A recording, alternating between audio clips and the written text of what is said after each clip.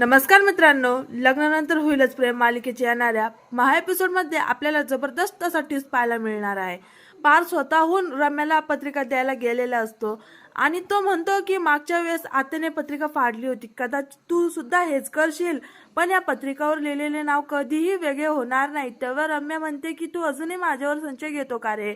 अरे मी बदलले आता. तर पार्थ तिथून गेल्यानंतर आता रम्या दुसरी पत्रिका वसू आत्याला देते. तर त्या पत्रिकेमध्ये आता पार्थ आणि रम्याचे शुभ लिहिलेला असतो. खिडकीतून वारा येतो आणि काव्य आणि पार्थची लग्नाची पत्रिका खाली पडते. रम्या आता हसतच म्हणते की बघितलं ना आहे, नियती सुद्धा आपल्या सोबत आहे.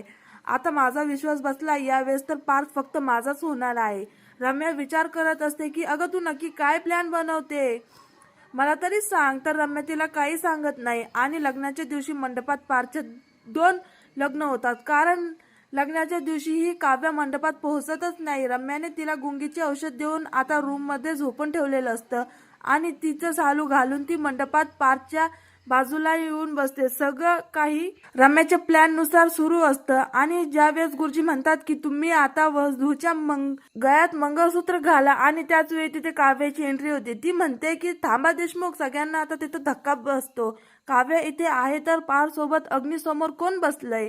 पार्थ डोक्यावर पदर काढतो तर ती रम्या असते. रम्या म्हणते की वाट कसली बघतोयस पार्थ, माझ्या गळ्यात मंगळसूत्र घाल. गुरुजी मंत्र बोलतात तर काव्य रागातच येते आणि रम्याला आता मंडपातून खाली खेचत तिच्या कानाखाली मारते.